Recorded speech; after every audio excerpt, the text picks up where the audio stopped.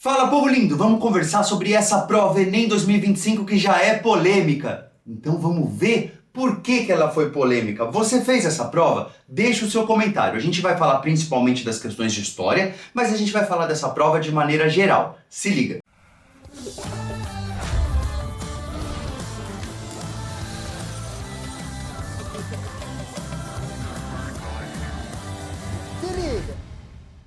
Pela primeira vez eu consegui realizar uma prova perto da minha casa, num colégio que a gente conhece como Pedrão, aqui na Zona Leste de São Paulo. Você conseguiu realizar a prova perto ou foi longe da sua casa de novo? Porque toda vez é longe de casa. Professor, como assim toda vez, professor? Você já não passou na USP? Você já não está formado? Professor, com todo respeito, por que você está indo fazer essa prova? E eu não fui só fazer desse ano, não. Eu vou fazer o Enem quase todo ano. Porque eu acredito que assim eu consigo entender a dor, do estudante, eu consigo entender o cansaço que é, o desgaste emocional e mental, físico, todos eles. Porque uma coisa é você saber o conteúdo, outra coisa é você acertar esse conteúdo lá, desgastado, mal alimentado, mal posicionado, Nossa, uma hora começou a doer meu pescoço aqui que eu não sabia se eu conseguia levantar ou não, eu fiquei, ai meu Deus do céu, vou ficar desse jeito aqui mesmo. Aí fiz a prova meio curvada assim. Porque é muito desgastante. Então eu faço todos esses anos para a gente saber, ter certeza que a prova não é só um conteúdo de uma disciplina ou de outra. A prova é toda uma experiência. Na sala onde eu fui fazer a prova, inclusive, a orientadora da sala, ela tentou ser muito carinhosa com as pessoas e conversou bastante com as pessoas, assim, para acalmar as pessoas. Isso foi muito interessante. Ao mesmo tempo, a conversa dela se prolongava e em algum momento a gente também queria se concentrar para fazer a prova. Então, cada sala de aula de cada escola desse país, você vai encontrar uma realidade muito particular. Você vai encontrar estudantes do seu lado com uma realidade particular. Então, por exemplo, eu também peguei no fundo da minha sala, tinha alguém comendo um salgadinho particular, aquele salgadinho que faz um barulho bem forte. Era bem crocante o salgadinho, confesso, parabéns pra marca. Mas assim, era difícil concentrar com um croque desgraçado. A pessoa de trás estava com algum tipo de gripe, algum problema de saúde, e eu desejo melhoras a essa pessoa. Mas ela estava o tempo todo respirando bem forte. Estava bem difícil, então, de se concentrar. E o ventilador da sala batendo que parecia que ia cair. Ou seja, você não vai encontrar condições perfeitas, ideais para realizar esse exame. E a parada é essa. As pessoas acham assim, mas você não estudou? Então, vai lá e gabarita. Não é tão simples. Porque infelizmente, você está lidando com outros desafios ali que são externos à própria prova. A própria prova, beleza? Então, se você não fez a prova, acolha alguém que fez, porque ela é muito desafiadora e cansativa.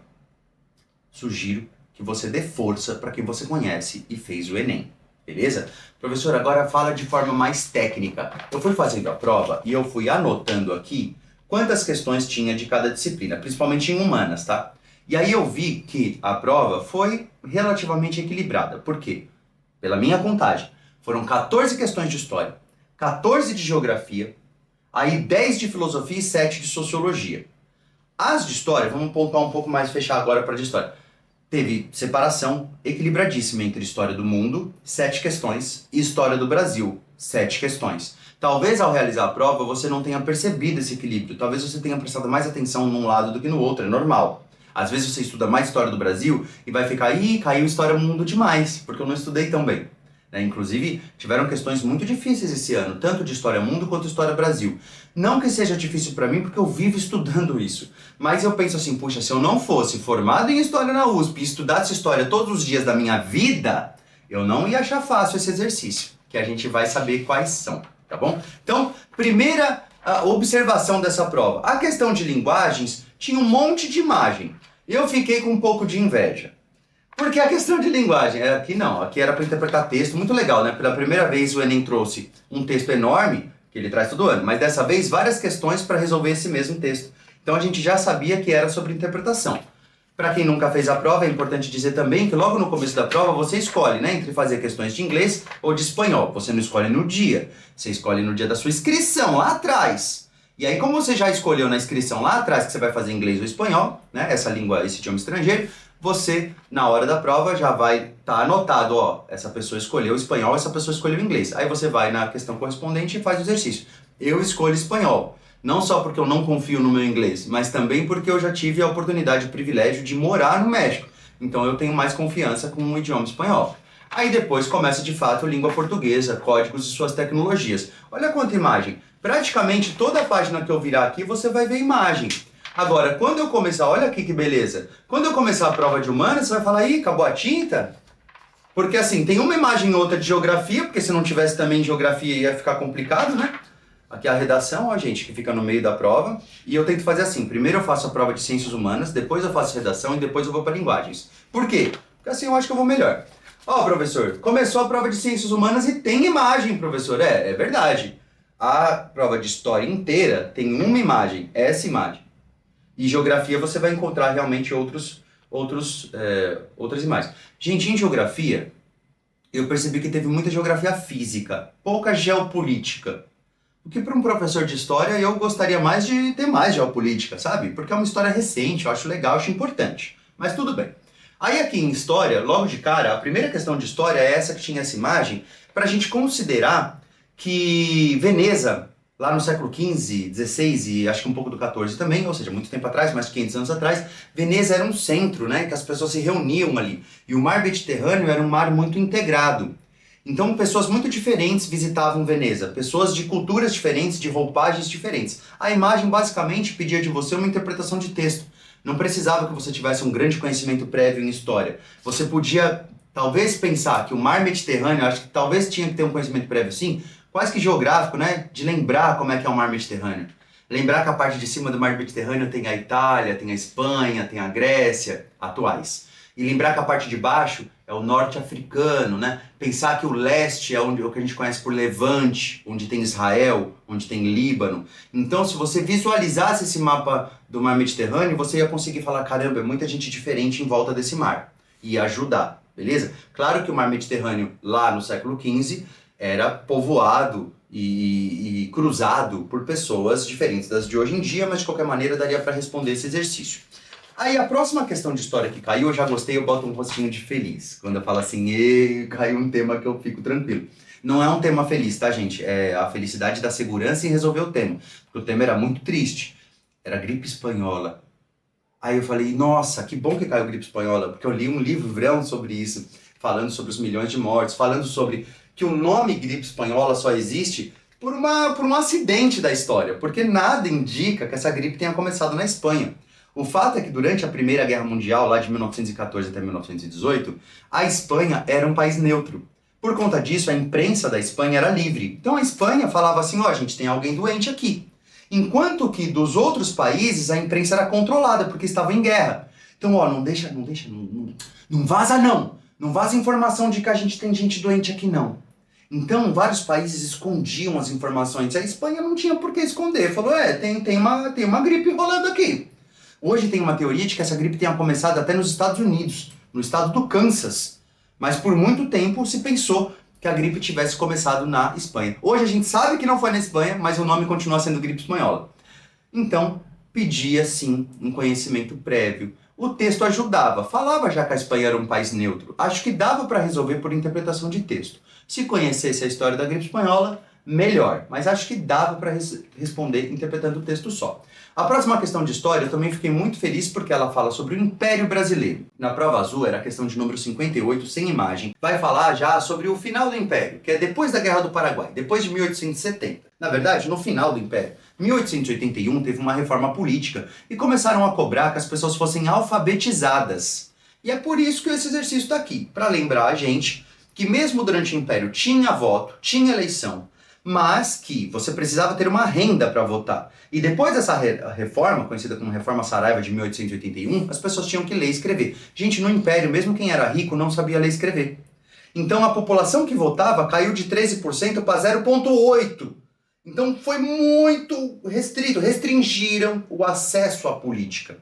Então o Brasil ele é muito doido, ele não é uma história de evolução assim que vai ficando cada vez mais democrático numa linha contínua. Não é assim que funciona a história do Brasil. Então a gente tem recuos. As pessoas estavam votando, de repente foram impedidas de votar, e aí lá depois do governo do Getúlio Vargas é que a gente tem o voto feminino. E lá em 1988, gente, 37 anos atrás é pouco tempo. É desde 37 anos atrás que a gente tem a nossa atual Constituição e nela, pela primeira vez, pessoas que não sabem ler e escrever puderam votar depois dessa reforma de 1881, que o exercício trouxe pra gente. Então eu acho muito importante esse exercício. Acho que precisava ter um conhecimento prévio sobre essa lei para saber que a questão era de alfabetização. Aqui eu acho que tinha que ter estudado forte. Aqui só interpretando o texto, acho que seria muito difícil uma pessoa estudante conseguir resolver, beleza? Vamos falar só de mais algumas questões de história. Ó, a questão das mais difíceis do meu ponto de vista foi sobre o tema que a gente acha que vai ser fácil. Foi sobre Getúlio Vargas. Perguntaram sobre o Getúlio Vargas uma questão que ela é super específica. Não perguntaram obviedades sobre o Getúlio Vargas. Ah, o voto feminino foi no governo do Getúlio Vargas? Getúlio Vargas já teve uma ditadura? Isso aí a galera fala, eu lembro, isso aí eu consigo. Agora perguntaram algo bem específico. Perguntaram sobre o atentado da Rua dos Toneleiros. Se liga, tem aula sobre isso.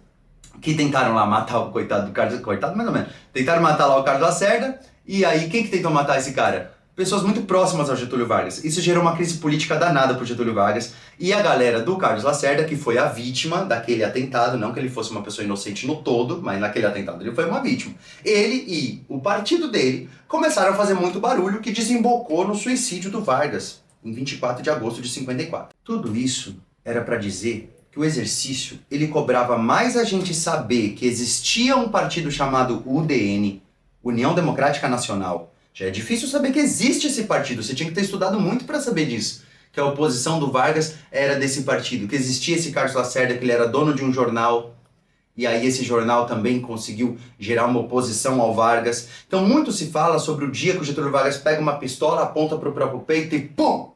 Mas pouco se fala do contexto que gerou essa crise política, que gerou esse dia fatídico, né, do Getúlio Vargas. Então esse exercício eu achei um dos mais difíceis desta prova, desta edição. E um dos mais difíceis sobre o tema Getúlio Vargas, que a gente espera que seja um tema fácil e dessa vez não foi. Gente, para terminar, para terminar assim, mais ou menos, porque tem mais alguns aqui, ó. Teve um exercício de história que falou sobre religiosidade na Idade Média, falou como as pessoas precisavam de ações voluntárias, né? Voluntário, gente, quer dizer assim, não vão me dar dinheiro, mas eu vou fazer mesmo assim. E qual era essa ação voluntária lá nas cruzadas? Era de ir lá para o Oriente e matar pessoas não cristãs, né? Então olha que coisa linda da vida. Imagina que uma autoridade religiosa te fala assim, você quer ir pro céu? Nossa, eu quero. Porque a vida tá esquisita, a vida tá difícil, meu padre. Vou falar pra você que a Idade Média não é pra iniciante não, o bagulho é louco. Então tá bom, eu te dou uma chance de você ir pro céu. É mesmo, pai? É mesmo. Vai lá, atravessa lá, você vai andar 1000 quilômetros. Opa, andar 1000 quilômetros é difícil. Não, é fácil. O difícil é depois dos 1000 quilômetros, você vai estar com fome e sede, todo ferrado. Você tem que ainda matar um cara lá. Aí Deus vai gostar de você.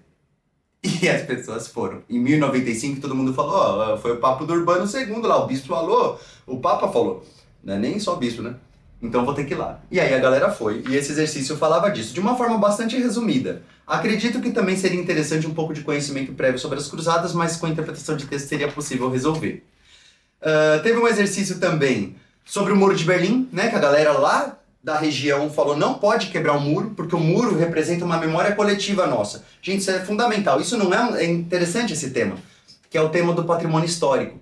Muitas vezes a gente fala assim, Roma Antiga, cruzadas. Poucas vezes a gente fala sobre história em si, sobre o patrimônio histórico, como é importante você deixar lá aquilo que representa uma memória para nós. Professor, mesmo que seja uma memória triste, se você for na Polônia, tem um monte de patrimônio histórico deles que representam o Holocausto, gente, que é das coisas mais tristes da história humana, mas não pode tirar de lá. Pra gente não esquecer que teve aquilo, pra gente não errar de novo, não fazer aquela burrada de novo. Então, memória coletiva é fundamental. Tem uma questão muito interessante que fala sobre a invasão dos portugueses ao Brasil, e quando eles chegaram aqui, eles falaram assim, nossa, aqui os indígenas eles estão fazendo os rituais aí que come gente, come carne humana. Os europeus ficaram assombrados, mas claro que era um eurocentrismo, né? Eles não perguntaram para os indígenas sobre a cosmovisão dos indígenas. Então esse exercício foi muito legal, pra gente ver que o que é selvageria para um pode ser um empoderamento para outro. Visões diferentes sobre a mesma realidade. Esse exercício eu achei bonito, achei importante. Vou defender, vou militar esse exercício aqui. É lógico que o vestibular em si a gente queria que não existisse, mas esse exercício, já que existe o vestibular, esse exercício foi bom. Aí, tá acabando agora. Vamos falar da imprensa régia que era importante para integrar um Brasil que ainda não era independente. Imagina como era difícil integrar esse país, gente. Antes de ter rodovia, antes de ter internet, antes de ter eletricidade, foi muito difícil. E esse exercício falava disso, né, da imprensa régia do período joanino. Tivemos um exercício também falando sobre o teatro e o... teatro não, sobre cinema. Falei teatro. Sobre o cinema. O cinema lá no começo do século XX, né, que algumas pessoas achavam muito importante, muito legal, e outras não achavam legal. Muita interpretação de texto para resolver esse exercício. Acho que não precisava conhecer cinema do começo do século XX, não. 100 anos atrás. Não precisava, não. Já pensou? Os cinemas eram mudos, né? Muito diferente do cinema de hoje, preto e branco, né? Tem até história de as pessoas iam no cinema e se assustavam e saiam correndo do cinema porque não sabia se ia sair da tela o bagulho. Enfim, 4 últimas questões de história. Uma vai falar sobre Roma Antiga, que vai falar que quem que era contra os patrícios? Plebeus. Se liga, fala bastante de Roma Antiga. Se você assistiu, já sabe. Aí tem também mais uma sobre os povos indígenas, falando da complexidade dos saberes tradicionais deles. E as 2 últimas questões de história, pelo menos na prova azul, né? Foi uma que falava sobre artesanato de povos antigos, falando da importância, né, desses trabalhos. Última questão, falava da Primeira Guerra Mundial, foi de 1914 até 1918, que é o momento do imperialismo.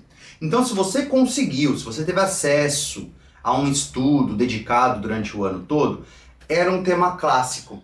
A Primeira Guerra Mundial, ela vem exatamente para ver quem era o império mais forte da época. Então tinha o Império Alemão de um lado, o Império Russo do outro, e era a época do imperialismo. Era a época que os países europeus estavam destroçando o continente africano. Então, se você lembrasse desse contexto, você ia conseguir acertar essa alternativa que falava sobre imperialismo, porque tinha uma pegadinha, tinha uma outra alternativa que falava assim, o rolê deles não era imperialismo, mas era militar. Aí você fala, pô, imperialismo militar é parecido.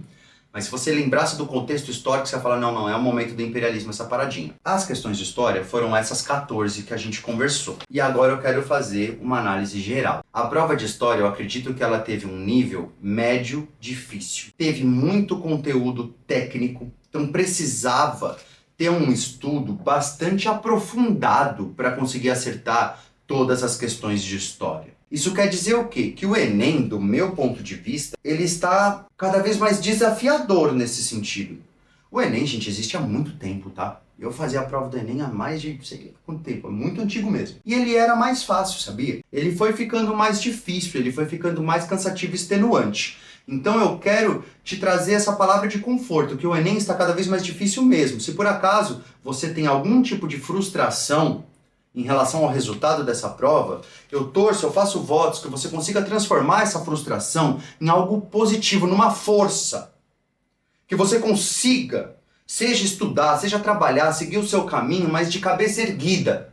Que você consiga transformar qualquer tipo de sentimento negativo em algo legal, em algo de esforço, de meta bacana. Que você não fique remoendo esse problema, essa frustração. Porque o Brasil é difícil e só existe vestibular porque não tem vaga para todo mundo. E aí a gente se sente culpado. Pô, eu não consegui. Não, a sociedade não conseguiu. A culpa não é sua, você não tem culpa. Mas eu poderia ter estudado mais. Aí é uma outra questão. Aí você com certeza, se puder, se tiver acesso, se sua vida permitir que você tenha um planejamento, um estudo recorrente, pô, lógico que é melhor. Mas a gente sabe que na vida real é diferente. Eu já tive que trabalhar e chegar totalmente cansado à noite para tentar estudar alguma coisa e a gente sabe que é muito mais difícil. Então, independente da sua situação de vida, conta com a gente do Se Liga. Porque a gente já está aqui há mais de 10 anos tentando ajudar você a ir melhor nessas provas de vestibular e saber mais de história para o dia a dia de outras disciplinas também. Temos um site com curso para quem está mais focado em vestibulares. O curso é extremamente útil numa hora dessas, então seliga.com.br. Professor, eu só gosto de história, eu sou uma pessoa apaixonada por história. Segue o nosso canal do YouTube, segue nossas redes sociais, para que você fique mais perto da gente. Porque a gente, além de ensinar história, a gente também se acolhe, se ajuda, conversa e se diverte. Um beijo.